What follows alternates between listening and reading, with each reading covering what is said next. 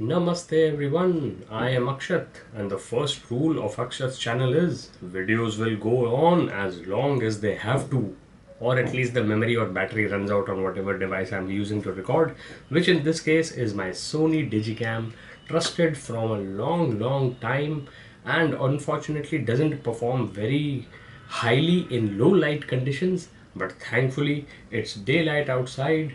It's Navratri in India and we are celebrating with pomp and gusto. Alright, so on that very uplifting note, this is going to be a downward spiral into a rabbit hole of my imaginary illnesses. Now, from a long time, I think not since I was a child, but I think ever since after the lockdown, or maybe a bit before, I don't know. My mind has been a cornucopia of lots of imagined uh, diseases and symptoms and a basic black hole of things that might be but aren't. Okay, so let's keep it light-hearted. And first of all, I want to say that I have terrible OCDs. Some of them are, in the long run, they are bound to incapacitate me somehow or the other. For example, and this is a recent one, it started about 5 6 years ago. Whenever I type, I need to make sure that my lines are symmetrical. So whether I'm typing on the laptop, whether I'm typing on my phone, in messages, WhatsApps, I need to, you know, make my lines either be completely straight paragraphs or in a sort of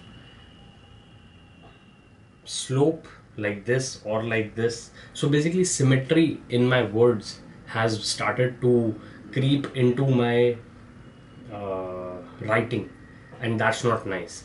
Basically, I think it stems from the justify feature in Word docs because I really like how clean, neat, and clean bricks of text look. And when I was working at a previous company who shall remain nameless, my boss, who also shall remain nameless, told us never to leave hanging words. So from a paragraph, if there are a 2 3 word phrase that is hanging at the end, then he used to ask us to edit it so that the entire thing was symmetrical. So that stuck in my brain like a hook, and now it's playing havoc. Not really, but yeah, sometimes I take a few more seconds or minutes on text than I should. But then again, I'm not a doctor, I'm not saving people's lives by responding to them in the matter of seconds, so I think that's all right. But it does, of course, play into my lyrics when I write my raps and rhymes, of which I will give you an example later in this video. And of course, on my channel, there are lots, I think dozens, if not hundreds, of my raps and rhymes, so you can check them out as well. Uh, since my baby daughter Advitya's birth, most of them have been focused on how I envision life in the future for her and for humanity. But before that, I think they were more humorous and more, shall we say, not introspective also, but not very outward looking. They were more inward looking. Okay, so next OCD, something about numbers. The number 23, which is a movie by Jim Carrey. So JC's movie, shout out to my colleague. JC's different from his usual comedic movies, was a game changer, was a life changer, in that it started to show me how we can identify patterns anywhere we look. Our mind plays tricks on us if we let it, and I think I'm privileged enough to let my mind's imagination run riot and just come up with scenarios and imagine stuff that isn't true. But I think imagination triggering is very important, especially for the younger generation, because it allows us humans to create ideas and then to try and convert them into reality. So that's the number 23. Then there's 42, which is my favorite number. It, of course, the answer to the universal question of life, the universe, and everything according to the Hitchhiker's Guide to the Galaxy. One of my favorite science fiction comedy books. In fact, I doubt if there is another science fiction comedy book there. And I have written one science fiction book as well. It's called An Android Awoke. It does have humor in parts, but overall, I have sort of kept it on a utopian level. I don't like to go to a dystopian level like Philip K. Dick or even Ray Bradbury, or in fact, I try and go more towards the Isaac Asimov route, in which society does have problems, but not the kind of problems we have right now, which are based on imaginary and completely hallucinogenic concepts, if I may put it that way, which have their roots in, I was going to say eternity, but it's a different word that I'm looking for. In ancient times, if I remember that word, I'll tell you. Okay, and then there is a number called 54. That number was my roll number at the Lawrence School Sanar, my alma mater, and I try and incorporate that into my password so hackers and AI have at it. Okay, but these OCDs for my text and for my, and of course there are certain cleanliness neat freaks, as we say. So I'm a neat freak, and thankfully so is my wife, and Advitya is turning out to be one as well, which is great for parents because we don't have to keep clearing up messes. And these OCDs are regular in my life, sort of things. And then there are some things that crop up in my brain sometimes, but not always, depending on the symptoms. For example, twitchy thumbs. So sometimes my fingers and especially my thumbs will twitch like this.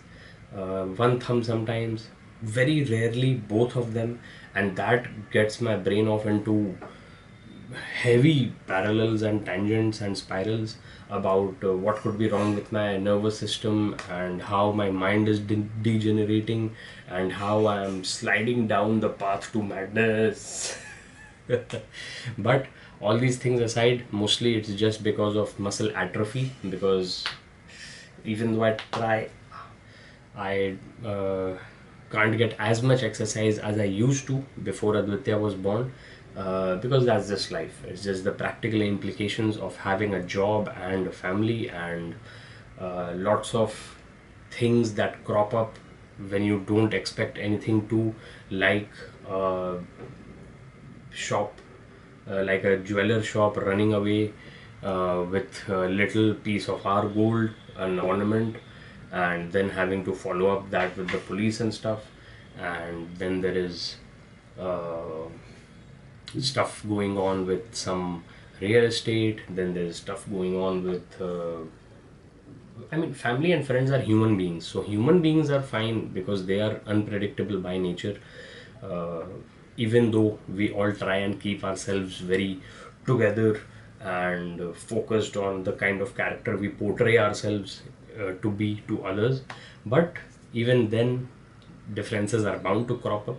But these kind of actions by humans who are not related to us at all, neither family nor friends, just complete random spirals of other people's eating into our spirals in a negative way, not uplifting us but dragging us down. That is the worst part, I think, about society in general, in which other people's bad actions and cruel intentions affect us negatively. But let's lift ourselves up and pull ourselves out of the mire, rise like the eagles that I recorded, I think, yesterday and have uploaded as a short.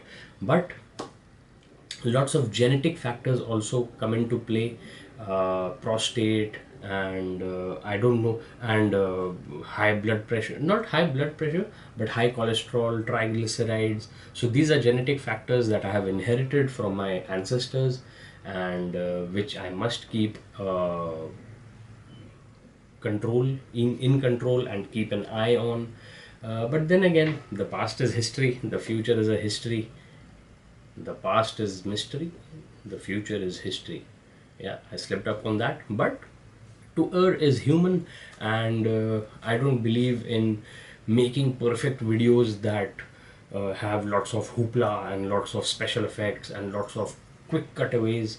When I had time, I made those as well in the earlier stages of my YouTube channel.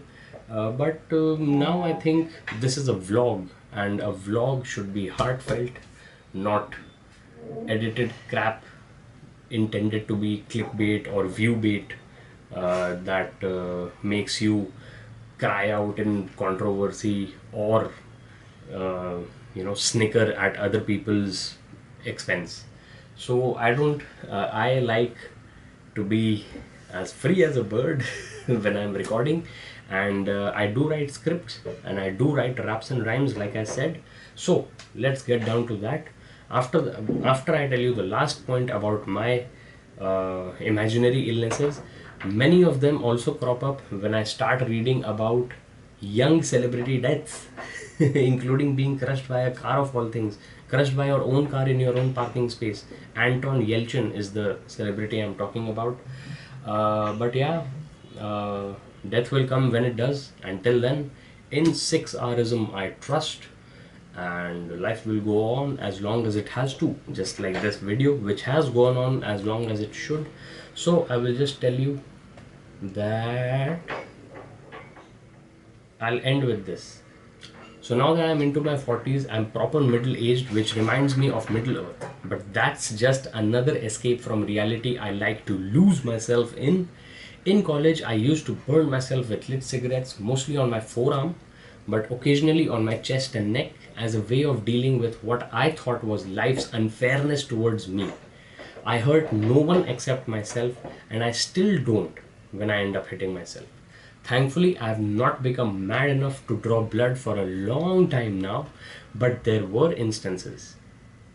I blame me. There is no one and nothing to put my actions on but me. I am unstable, just not all the time. I project a happy face to the world because that's what they want. But now I'm 40 and I'll face my mortality by knowing that I have lived life under clouds of self-doubt and feeling like a failure, and yet I'll keep trying to achieve more forever until my last breath, when my mind dies. I believe in hope and positive patience. 6Rsm.